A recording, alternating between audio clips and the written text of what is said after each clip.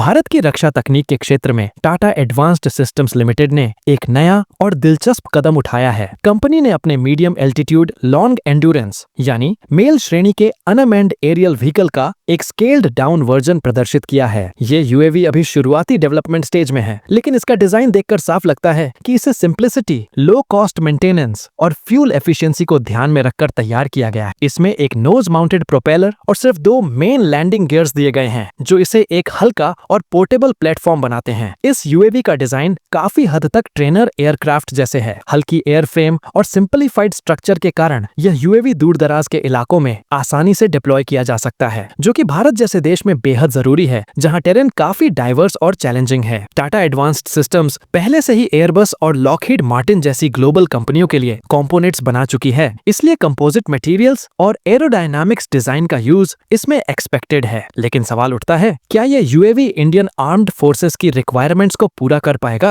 Defence ministry की हालिया acquisition planning के अनुसार ऐसे मेल क्लास ड्रोन को कम से कम 30,000 फीट की सर्विस सेलिंग अचीव करनी होगी। इतना एल्टीट्यूड इसलिए जरूरी है क्योंकि ये ड्रोन होस्टाइल एनवायरनमेंट में भी सुरक्षित सर्विलांस दे सकते हैं। साथ ही ये लेवल छोटे हथियारों की रेंज से बाहर होता है और मौसम की रुकावटों से भी ऊपर रहता है। टाटा एडवांस्ड सिस्टम्स के इस स्केल्ड डाउन मॉडल में जो नोज प्रोपेलर कॉन्फ़िगरेशन दिखाई दे रही है, वो जरूर फ्यूल एफिशिएंट है, लेकिन 30,000 फीट की ऊंचाई पाने के लिए एक बहुत ही मजबूत और ऑप्टिमाइज्ड इंजन की जरूरत होगी। जनरल एटॉमिक का MQ-9 रिपर ड्रोन इसका बेहतरीन उदाहरण है, जो टर्बोप्रॉप इंजन की मदद से 50,000 फीट तक जा सकता है। टाटा एडवांस्ड सिस्टम्स ने अभी तक अपने इस यूएवी में लगने वाले इंजन की डिटेल्स ऑफिशियली नहीं बताई हैं, लेकिन रिपोर्ट्स के अनुसार company indigenous engine options explore कर रही है, जैसे कि जेम ऑटोमोटिव्स का 180 HP टर्बोचार्ज इंजन, जो डीआरडीओ के तपस के लिए बना था और जो 32,000 फीट तक की सेलिंग कैपेबिलिटी हासिल है। इसके अलावा Tata advanced systems global supplier से लेने की भी सोच रही है, ताकि डेवलपमेंट प्रोसेस को फास्ट किया जा सके। हालांकि 2 मेन लैंडिंग गियर की वजह से पेलोड कैपेसिटी थोड़ी लिमिटेड हो सकती है, यानी ये यूएवी ज्यादा भारी इंटेलिजेंस, सर्विलांस और रेकोनेसेंस सेंसर या हथियार सिस्टम्स लेकर ऊंचाई तक उड़ने में शायद थोड़ी चुनौती का सामना करे। लेकिन इसका सिंप्लीफाइड और लाइट वेट डिजाइन इस बात को भी दर्शाता है कि टाटा एडवांस्ड सिस्टम्स लिमिटेड एक अफोर्डेबल, जल्दी डिप्लॉयबल और इजी टू मेंटेन प्लेटफॉर्म बनाना चाहती है, खासकर उन मिशंस के लिए जहां फुर्तीला और कॉस्ट इफेक्टिवनेस ज्यादा महत्व रखते हैं। भारत में अभी तक सर्विलांस के लिए इजराइल का हेरॉन और अमेरिका का MQ-9B जैसे इंपोर्टेड ड्रोन का इस्तेमाल किया जाता रहा है, लेकिन टपस और आर्चर NG जैसे इंडिजीनियस प्रोग्राम्स की डिलेज के चलते अब प्राइवेट कंपनियों को बड़ा मौका मिला है। आत्मनिर्भर भारत इनिशिएटिव के तहत मिनिस्ट्री ऑफ डिफेंस ने साफ कहा है कि उन्हें ऐसे ड्रोन चाहिए जिनमें 60% से ज्यादा इंडिजीनियस कंटेंट हो। इस कॉन्टेक्स्ट में टाटा एडवांस्ड सिस्टम्स लिमिटेड का ये प्रयास स्ट्रेटेजिक तौर पर बहुत अहम हो जाता है। आर्चर NG जैसे कंपीटिटर पहले से मौजूद हैं, जिनके पास twin boom design, pusher propeller, 30,000 feet की सेलिंग और वेपन इंटीग्रेशन जैसे फीचर्स हैं। ऐसे में टाटा एडवांस्ड सिस्टम्स लिमिटेड को एक ऐसा स्मार्ट बैलेंस बनाना होगा जिसमें कॉस्ट इफेक्टिव डिजाइन और मिशंस रिक्वायरमेंट्स दोनों को अच्छी तरह से एड्रेस किया जाए। ये स्केल्ड डाउन वेरिएंट शायद अभी प्रूफ ऑफ कंसेप्ट है, जिससे मिनिस्ट्री को यह दिखाया जा सके कि टाटा एडवांस्ड सिस्टम्स लिमिटेड की डिजाइन और मैन्युफैक्चरिंग कैपेबिलिटीज कहां तक पहुंच चुकी हैं। भारत में सिक्योरिटी डायनामिक्स और चीन पाकिस्तान जैसी चुनौतियों के चलते